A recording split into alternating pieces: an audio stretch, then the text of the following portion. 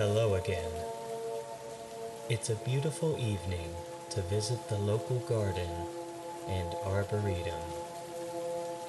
Local townsfolk and visiting travelers come from many regions to witness this gorgeous sanctuary of life and lushness. The emerging rain clouds from the west have persuaded all visitors to leave for the day. Thankfully, we have packed our umbrellas and don't mind exploring the beauty of the garden in these misty conditions. Watching the rain nourish the plants can provide a calming and reassuring presence about the cycles of life beyond our control. It's nice just to put everything down for the evening and be present in the moment, where the mind can be free of busy thoughts regarding the past and future. Before we get started, let us relax and settle down with a simple exercise called noting. Make sure you are lying down and comfortable in bed. Feel the weight of your body sinking into the bed, noticing the points of contact between your body and the mattress. Now, begin by taking a deep breath in through the nose and out through the mouth. Take note of where you feel this breath. In the nose, the mouth, the throat, the lungs, the chest, the diaphragm, and lower. You are nice and relaxed. Noting is an exercise that can create distance from your mind and the thoughts and feelings that drift in and out throughout the night. It can even be used in the middle of the night when you wake up. Start by counting your breaths, with breathing in through the nose being 1 and breathing out through the mouth counted as 2. When you reach 10, you may start over. If at any time your mind wanders, just label your thoughts as thinking and your feelings as feeling, and then return to counting your breath. Noting is not aggressive or destructive when labeling thoughts and feelings. Rather, think of it as being observant and distant, like brushing your thoughts and feelings away from the task at hand. I will give you a few minutes to perform this exercise, so whenever you're ready, let's begin.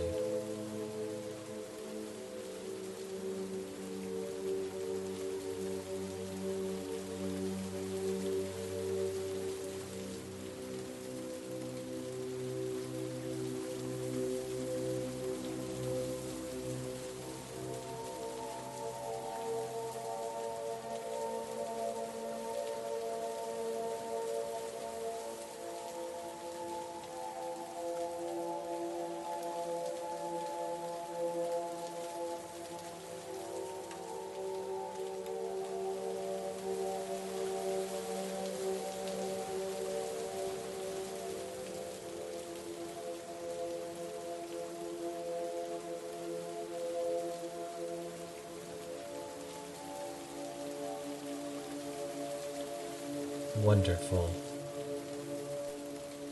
The Arboretum is a historic gem among its townfolk. Nestled at the bottom of a valley, this expansive garden receives ample rain and a temperate climate that pours over from the mountains to the west. These conditions make for a luxurious haven for plants to flourish and grow. The rain has cooled off the surrounding area as we descend the steps made of dark slate and cobblestone. The entrance into the main garden is a long walkway with tall ash trees lining each side. The looming branches and vibrant leaves create a canopy that dissipates most of the incoming rain. In many ways, the ash tree's formation resembles the arches that you would find in a wedding arbor. The tall metal gate rests open like a giant, ushering you into its green domain.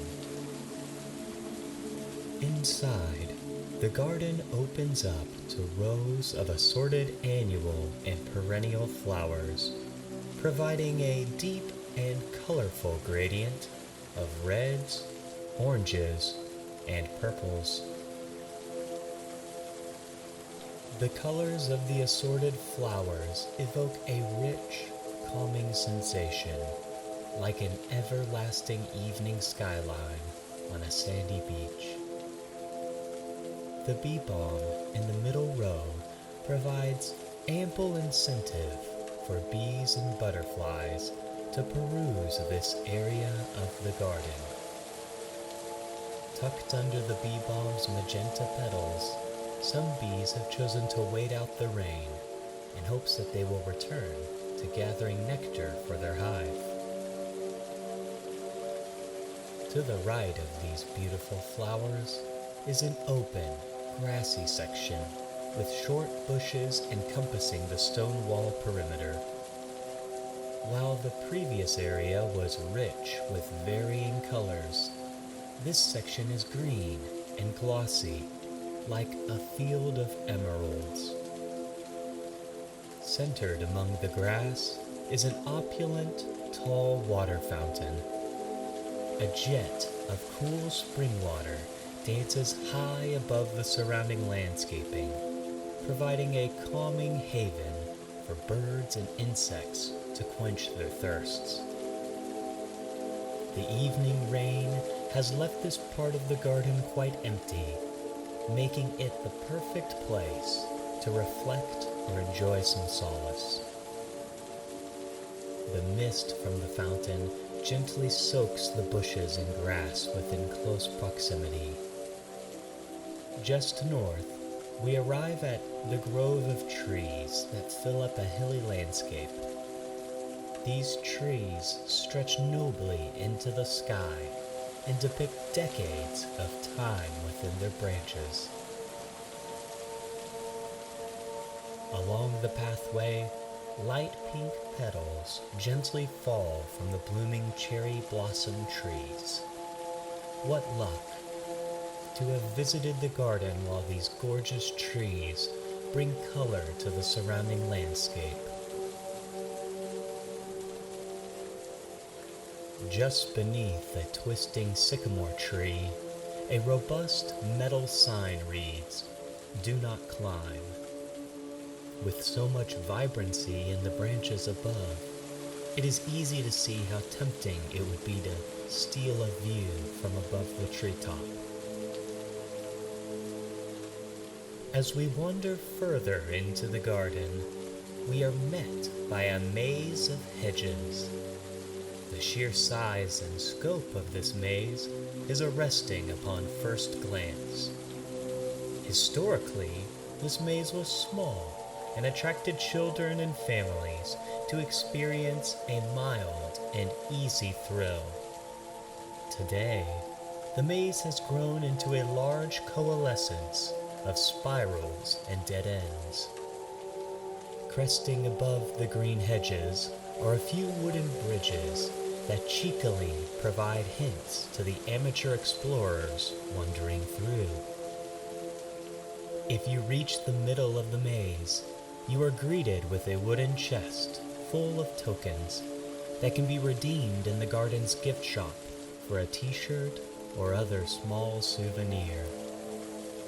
Naturally, a sign is placed next to this chest of accomplishment. It reads, "Only one token may be redeemed per guest." Encompassing the stone wall that surrounds this hedge maze is an array of impressive rose bushes. Each bush is trimmed with excellent precision to not protrude on the walkways around the maze.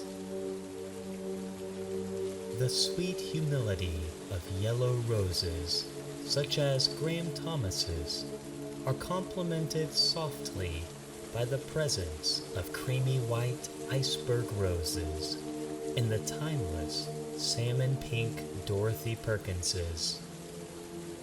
The roses in hedge maze are both cultivated and groomed by their own respective experts who spend hours in the morning sun nurturing and trimming their treasured plants.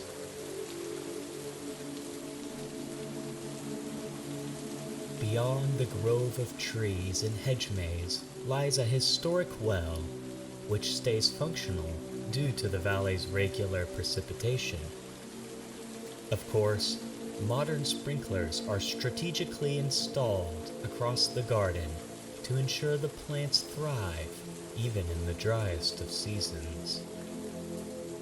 The well lies central to two impressive greenhouses and a vegetable garden.